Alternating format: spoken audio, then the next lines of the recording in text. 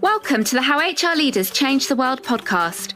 I'm your host, Cecilia Crossley, and each week we explore how the work of HR leaders is also creating positive social change, contributing to the UN Sustainable Development Goals, goals which the world's companies are increasingly understanding the urgency of achieving and investing in the action required. If you'd like clear, actionable ideas for how you can use the power of your role to affect change in your company, you're in the right place.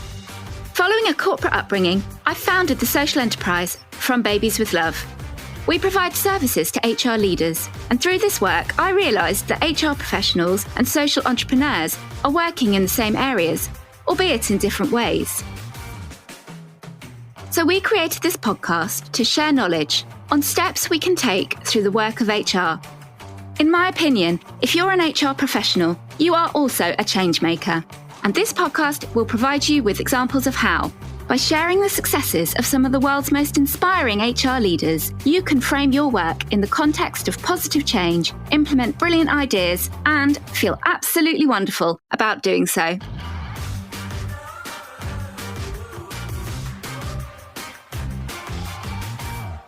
A big welcome to Loren Shuster, who is Chief HR Officer at the Lego Group. And Loren, I'm particularly excited to have you here on How HR Leaders Change the World, because I believe I'm correct in saying that you are also responsible for sustainability at the Lego Group. And I love that the executive leader leading the people strategy and function is also leading sustainability. I'm really excited to hear you talk about that. And may I ask you to introduce yourself briefly? Sure. Well, Cecilia, thanks for inviting me. I'm really thrilled to be here.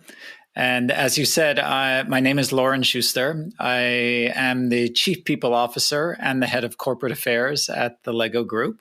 Hopefully, the Lego Group doesn't need too much introduction, but we're approaching our 90-year anniversary. So we're a fourth generation, privately held, Danish headquartered toy company.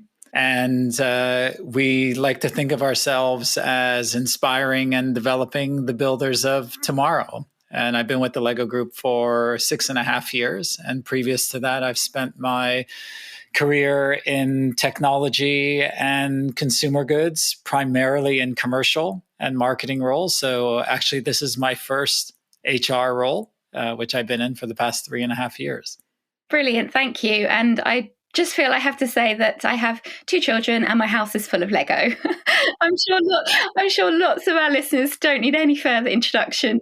Well, let me begin with our first question that we ask our HR leaders, which is, as an HR leader whose influence creates social change, what do you feel has been your most impactful action to date? Well, first of all, I love the framing of the question that you're setting it up that HR leaders do actually have an impact on social change, because I think that we do. And I think that's true of all executives. I mean, if you're an executive of a large company, the Lego Group, we employ 18,000 people around the world. And, that's a huge responsibility. And by creating the right context for those 18,000 people to thrive and bring their best selves to work, you also have an influence on the communities in which these 18,000 people operate in. So I just wanted to acknowledge, I like the framing. It's not a question that often gets asked so directly. Then it's tough. I mean, you're asking for the kind of the definitive or most impactful action. Hopefully, I've been part of many with my colleagues, but maybe I'll focus on a concept that we've introduced into the Lego Group around our new leadership model. We introduced the leadership model about 3 years ago, and it's called the Leadership Playground. So obviously, the playground is a metaphor that suits our brand, being a brand around learning through play, and the playground is a metaphor for the context, the conditions in which certain behavior, certain attributes can be elicited in the organization. And the concept behind it is really that leadership is for everyone.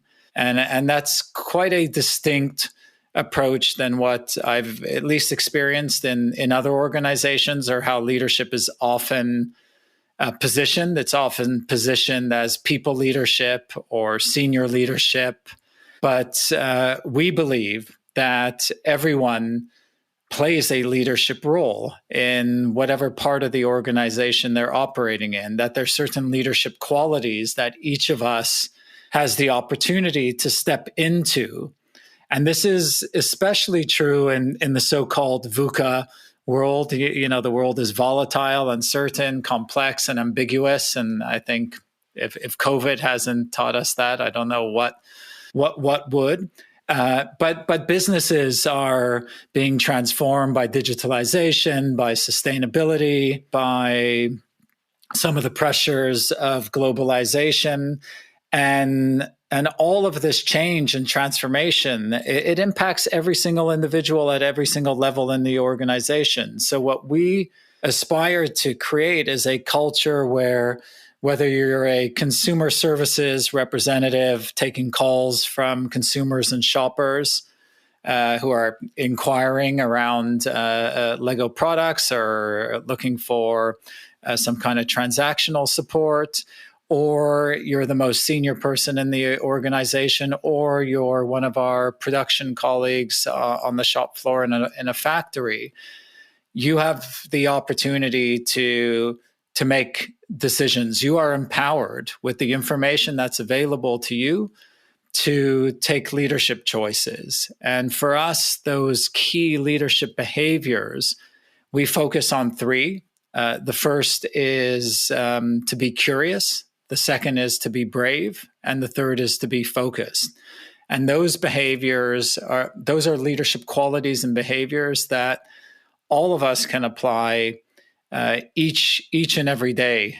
And what we have seen since we've launched the Leadership Playground is really a unlocking of energy in the organization, because we're more or less giving people permission to leverage their capabilities and their skills, and not to always seek permission.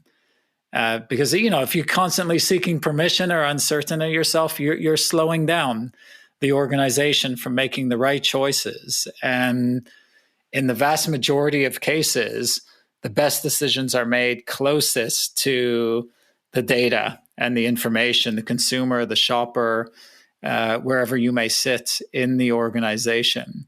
And I think this has created a very, very strong sense of alignment in the organization around what leadership means. And we like to say that if you distill leadership down to one kind of definition, in the end, it's about energizing everybody every day. And everyone has a role in that, not just people leaders, not just senior leaders, but we have a role to play in terms of energizing our colleagues and our subordinates and our superiors as well. We're all accountable to the culture that we are part of. Brilliant, Loren. And as you were speaking, I was thinking about the huge organizations that I've worked for and the tiny organizations that I've worked for, and thinking about it in those different contexts in my own experience. And what you said about how avoiding slowing down of business and decision making is I can really relate to the differences if you don't feel empowered, or if you feel uncertain of yourself, the knock-on effect that has to, the bottom line at the end of the day. And I was wondering if I could ask, in follow-up, you've described a culture that you've created through the initiative. And I was wondering, when you launched that, or in preparation for it, what were some of the key activities you implemented to start it off? No, great question. I think, Cecilia, the first thing to note is we took quite an unconventional approach in even defining the model. So when the executive team embarked on our kind of midterm strategy, and we put a plan in place, and then we decided that we needed to ask ourselves the question, well, what kind of leadership culture would be required to deliver on our ambitions? And at the Lego Group, we always define our ambitions in a balanced or holistic manner. It's not just about the financial outcomes, although those are critical to be able to continue to invest in delivering our mission and our learning through play to as many children around the world as possible. But when we discussed the need for a new leadership model and culture, we didn't, the first choice we made was, why don't we ask our employees what leadership means to them, what they believe we need? So we actually set up a very diverse working group of about 15 colleagues, male, female, high tenure, low tenure, headquarter, non-headquarter, people leader, non-people leader, based on the belief that if you want to produce something, especially a cultural or leadership artifact in an organization, it can't be created in isolation by a bunch of executives at the top of the organization with consultants. It needs to be cultivated by a diverse group of employees, because when you launch it, people will then have a different reaction to it. It will speak to them in a different way. Things that are created by diverse groups are received by diverse groups of people in a different way. It speaks to them. So that was at the starting point. And then, given that this was something that was created by a diverse group of colleagues, we didn't want to do the traditional unveiling at a senior leadership conference and then cascade it down the organization through the traditional hierarchy. What we actually did was we wanted the behaviors and the principles to be, this leadership for everyone, to be embedded in the organization at all levels. So we actually developed this concept called the leadership playground builders. And we had at the time about 1,100 teams in the organization, and we asked for volunteers from each of the teams. Didn't have to be the HR person, didn't have to be the most senior person. We just asked for anyone in the team who was passionate about the Lego Group's culture, the Lego Group's approach to leadership, that wanted to shape it moving forward. We got 1,100 volunteers. We then trained them at 10 global events, which we were able to do at the time, and bring people together. And I hope we're able to do that soon. And we trained them in some facilitation skills, design thinking skills, and how to bring the concept to their respective teams. And within that were two critical tasks or tools that they were given. One was called a campfire, and the other was called missions. The campfire, which is used today at all levels of the organization, is a form of discussion. And similar to when, if you could imagine, Cecilia, the last time you're at a campfire, normally there's a fire in the middle, you're in a circle, people feel very safe, and there's an open dialogue. And anyone in the organization can call a campfire around any topic.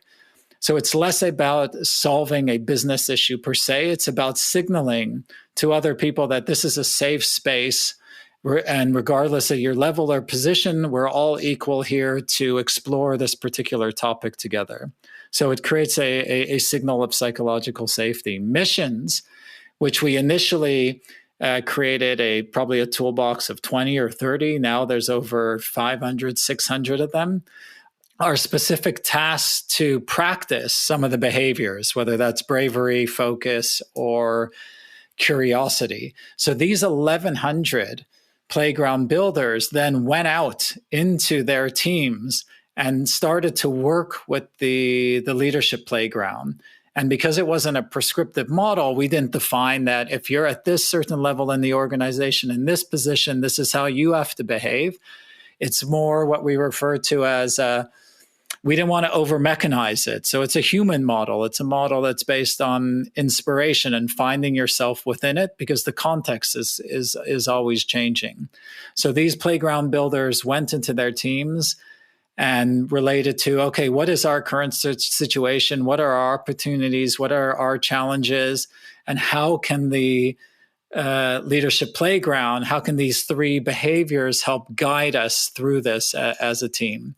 So it became a movement kind of from the bottom up, And now today we still have, now we have 1,400 playground builders. They rotate, about 50% of them rotate every year. So it's owned and it's kept alive by the organization, by individuals, rather than by mandate. How HR Leaders Change the World is brought to you by From Babies with Love, and this episode is sponsored by our very own parental leave gift service. We help solve the challenge of connecting with colleagues across parental leave and in returning to work, contributing to talent retention and so too gender balanced strategy. From Babies with Love donates 100% of its profits to orphaned and abandoned children. Your beautiful, sustainably sourced From Babies with Love gifts come with the story of how your company is also helping a less fortunate child, creating meaningful engagement. We transform spend that so often already takes place on flowers or products that don't have the Sustainable Development Goals at their heart. We transform that spend to become a consistent, inclusive and strategic part of your working parents programme. Ask us to tell you more at frombabieswithlove.org. Make an impact at a defining moment. Brilliant to hear those examples, Loren, and wonderful to hear you describe how you've achieved the movement that's held by the organisation itself, not actually the leadership. And I'm doing inverted commas with my fingers here.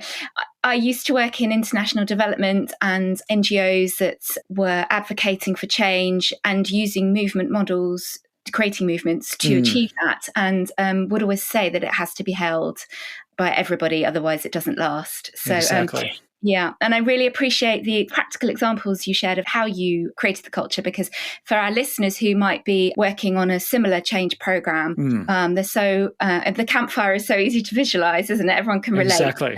And great examples of how it's done in the day-to-day. And even in our offices, Cecilia, in our offices, we've actually built campfires made out of Lego bricks. Of course, Loren. And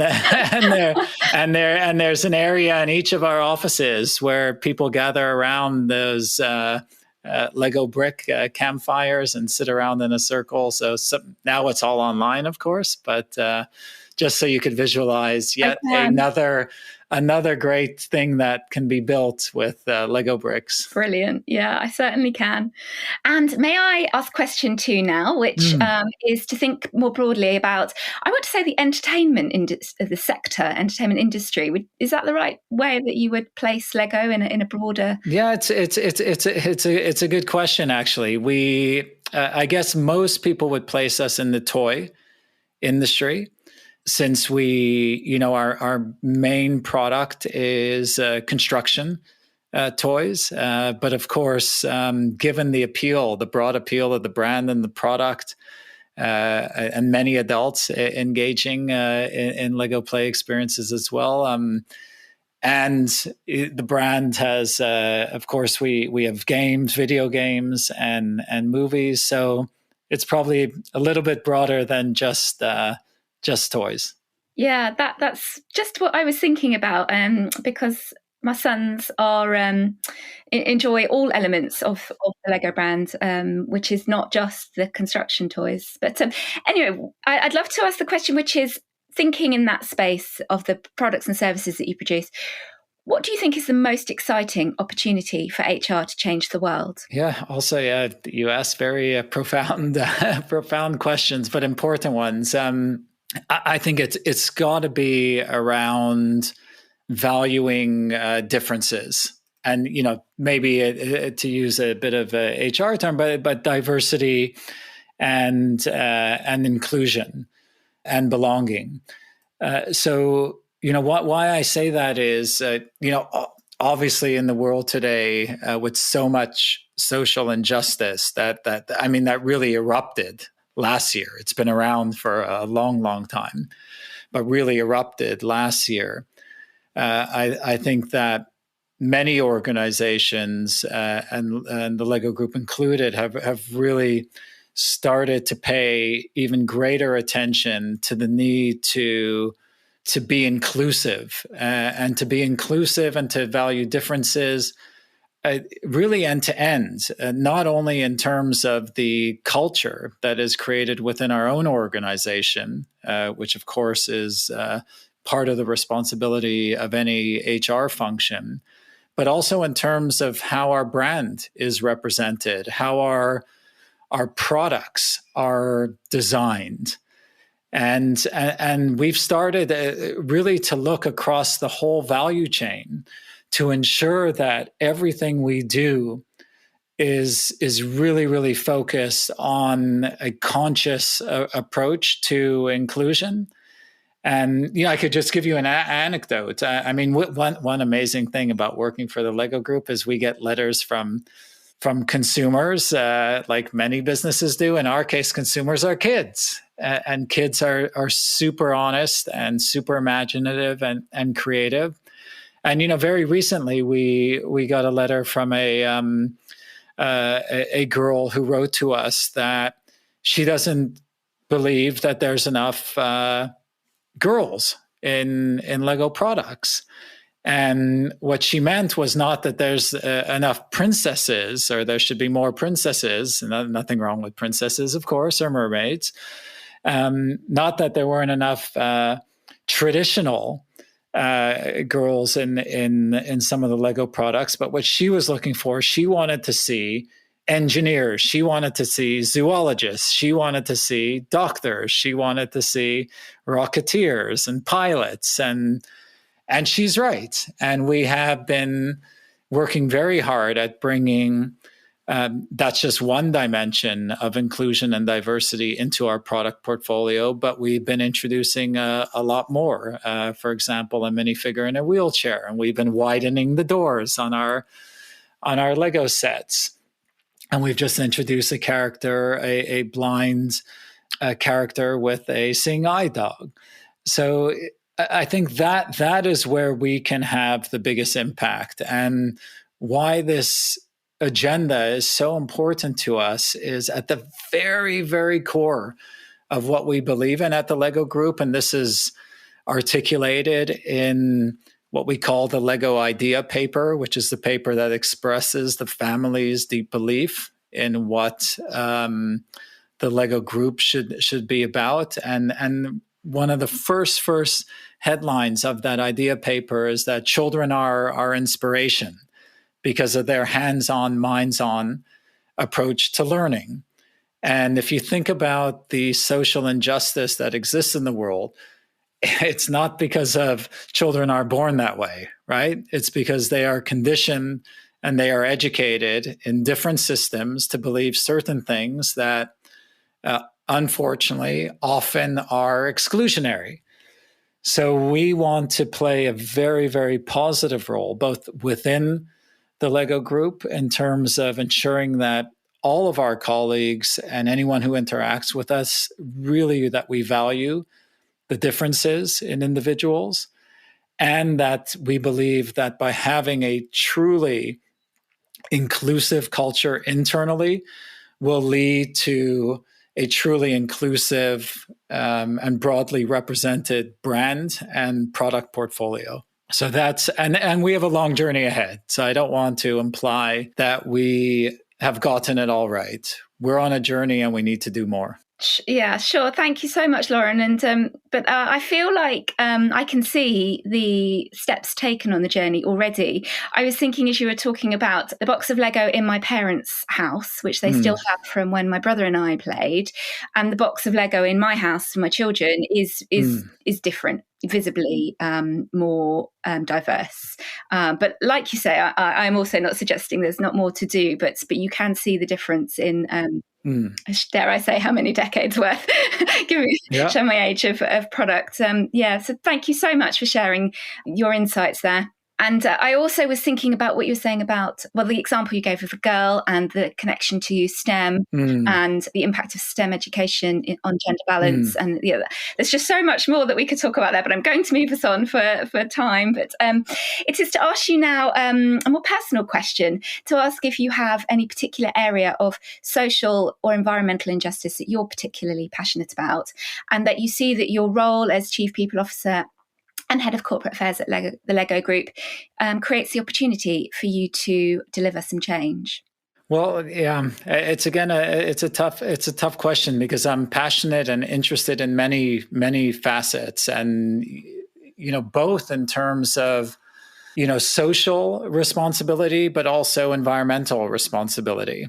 And, it's hard to say which one's more important, and they're increasingly interrelated, because the more pressure we put on the planet, the more pressure there is on social inequity and economic inequity. So it's something that I think needs to be looked at systemically.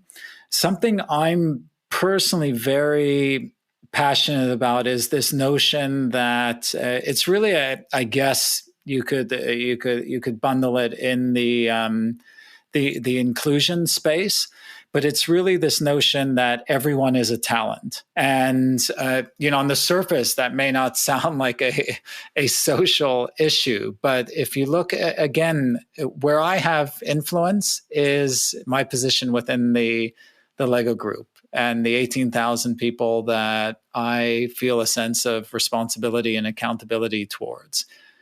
And if I want to see the world around me outside of the Lego group being more inclusive and everyone having the opportunity for their gifts, for their qualities to be applied in a productive and constructive way, then I need to make sure that could happen within the Lego group. Otherwise, it's just nice, wishful, idealistic thinking.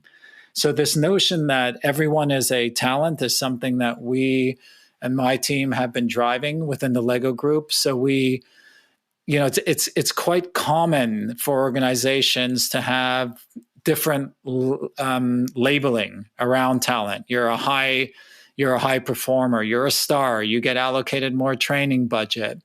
And we've gotten rid of those labels because they can often be self-limiting.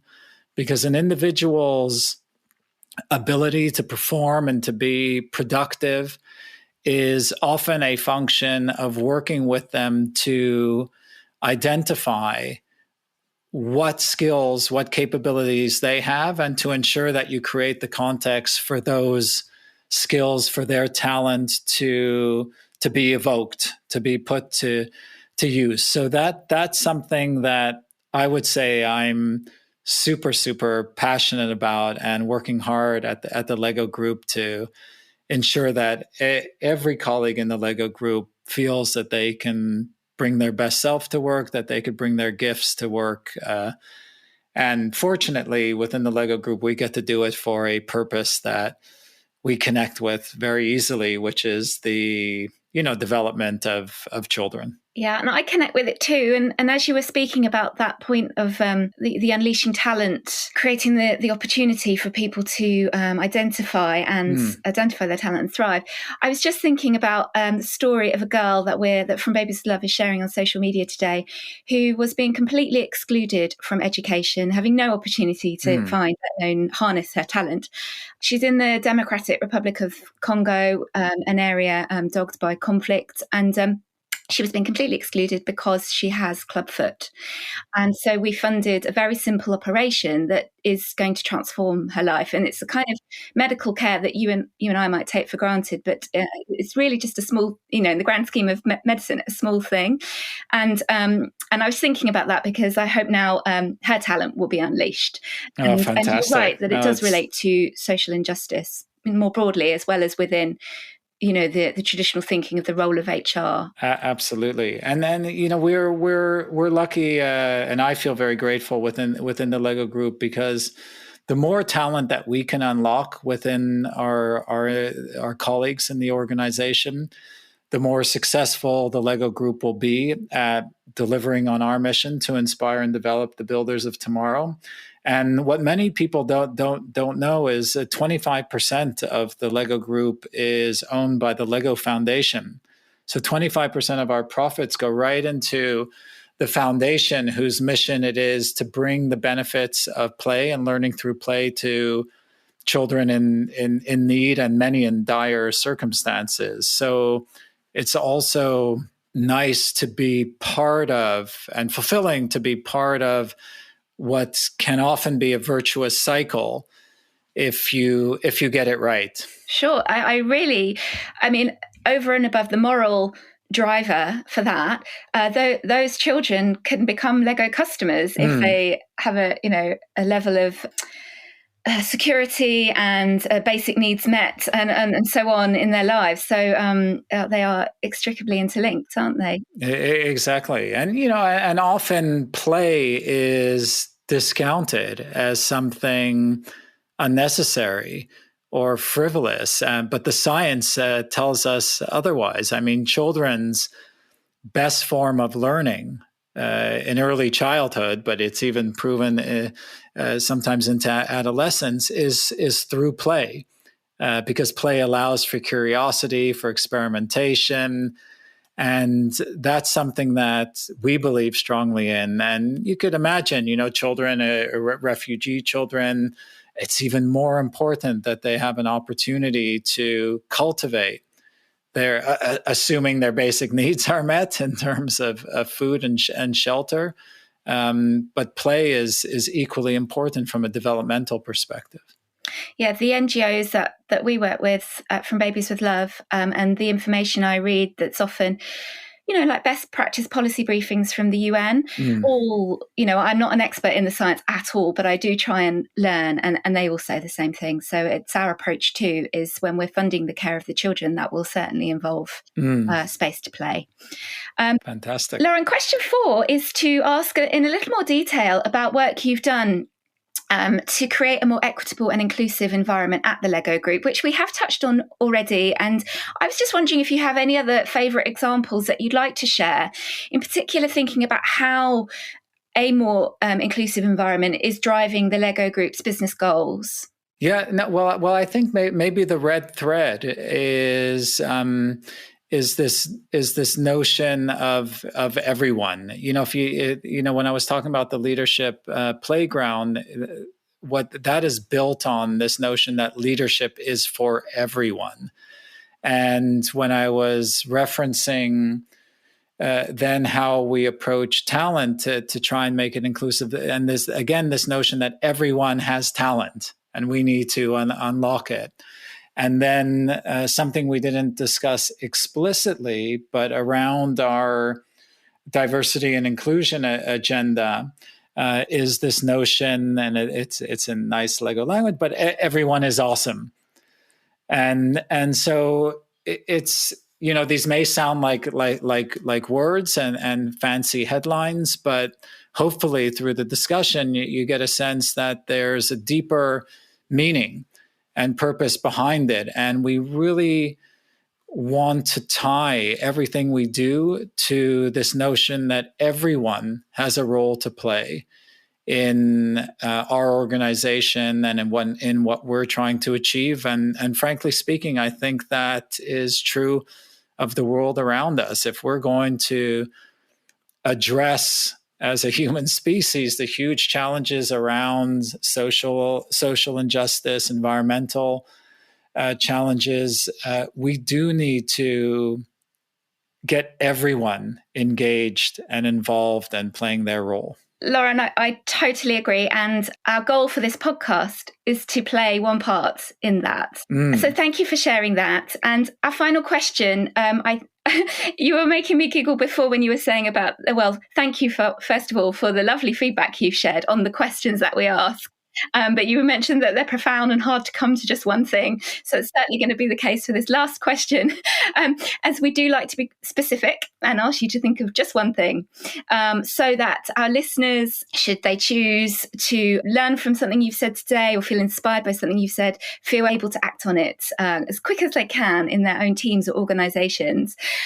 What would one action, if there was just one action you would like to see every HR professional take to make a positive change for the world, what would that be? Yeah, this may sound like a maybe a bit of a maybe obvious answer, but I think there's nuance to it. I think the most important thing that HR can do is to be influential in the business. To be influential in the business, and maybe this is because I joined the HR field. This is my first HR role as the chief people officer, and previous to that, I spent my whole life in the business, so to speak. Is to be close to the business, is to be embedded in the business, is to understand the drivers of the business as well as the the role that HR plays. HR has a unique role, which is to, at least as I articulate it, to kind of be the architects of talent and culture and leadership and organization, but not for the sake of it, so that the business can thrive, so that the business can create, in our case, great Lego play experiences for kids around the world. So it's not enough just to want to do the right things from a HR perspective or a culture perspective or a leadership or a development. It has to be channeled towards impacting the business. And then HR can gain more influence in shaping the future direction of the overall company. No mean feat there, Loren. Everyone can just pop that on their to-do list for next week. Thank you so much. It's been so wonderful listening to you share, just touch on some big topics, but the insights and examples from the Lego Group. It sounds like a wonderful place to work. And I'm really proud to have you here on How HR Leaders Change the World. Thank you again. Well, thanks so much, Cecilia. It's been a pleasure to be here, and keep up the fantastic work. You're doing some really special and innovative work. Thank you. I hope you enjoyed this episode of How HR Leaders Change the World. Thank you for tuning in. If you have a moment to leave a review, a 5-star one please, that would be a huge help to achieving our goal to reach more of your peers, so we can all contribute to further and faster positive change. For your copy of the show notes, head to frombabieswithlove.org, where you can also join the How HR Leaders Change the World mailing list, and make sure you don't miss out on future episodes and bonus materials. And for harnessing the power of your role to create positive social change, I'm sending you a jumping up in the air virtual high five. See you next time on How HR Leaders Change the World.